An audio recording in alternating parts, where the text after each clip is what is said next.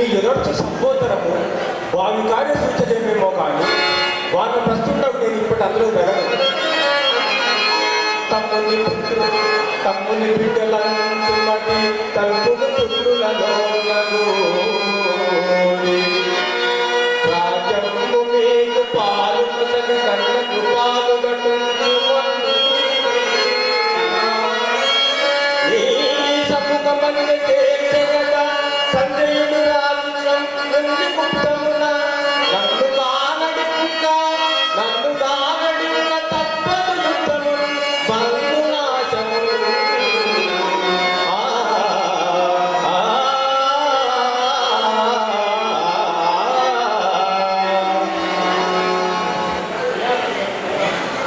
జయంబజయములు దైవాధీనములనియు మా దైవము నీవు మా ఎడల గలవని నేను ఎరుగుదును.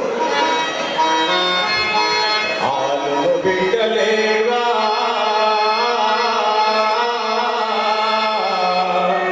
కాలములో నడతేరా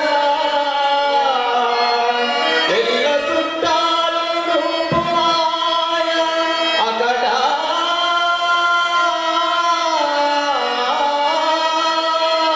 ఇలా తక్కునే దక్కనిందురే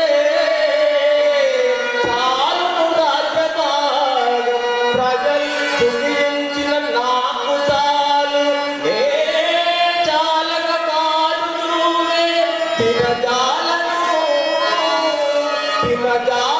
నెత్తురుకోను మాధవా.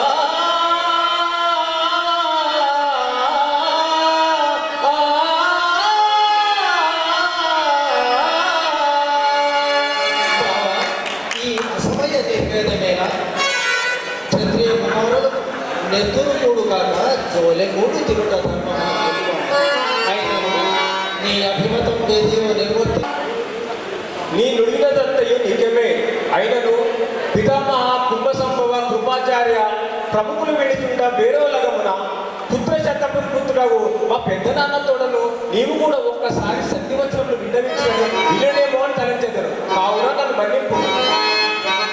ఇంతకు సంధి మాట వినని వినకుండగనే మనం జనము మన చేలె కోరును తెల్లవారు నిన్నింతురు వారి నిశ్చయము నిన్నును తిన్నును మాకు కీర్తి సామంతలు పాలు అందరము మా వ్యవసాయం చేట తెల్లము.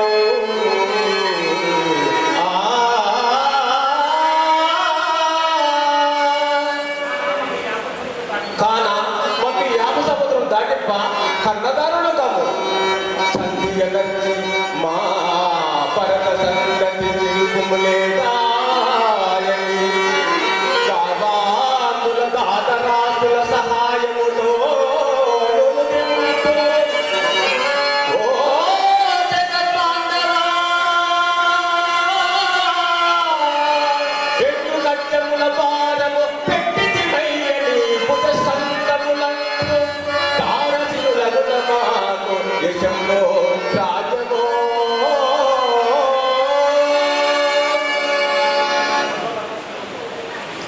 సకల ధర్మ స్వరూపుడవు సమస్త శాస్త్ర విశారదుడవు నవ్వు మా విన్నపు విశేషము ఒక విశేషము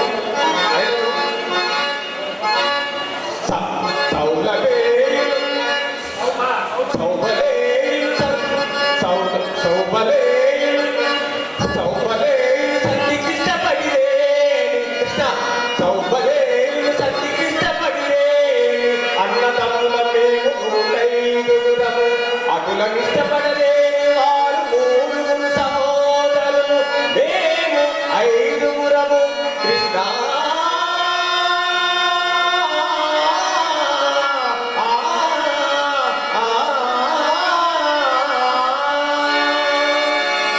బావా అట్లు జరుగుటే దుర్లభము కానీ జరిగిన మంచిదియే కదా. శత్రువులు మిగులు సంపన్నులు మేమే అంత బలహీనులము. బావా ధర్మనందన నీ శౌర్యం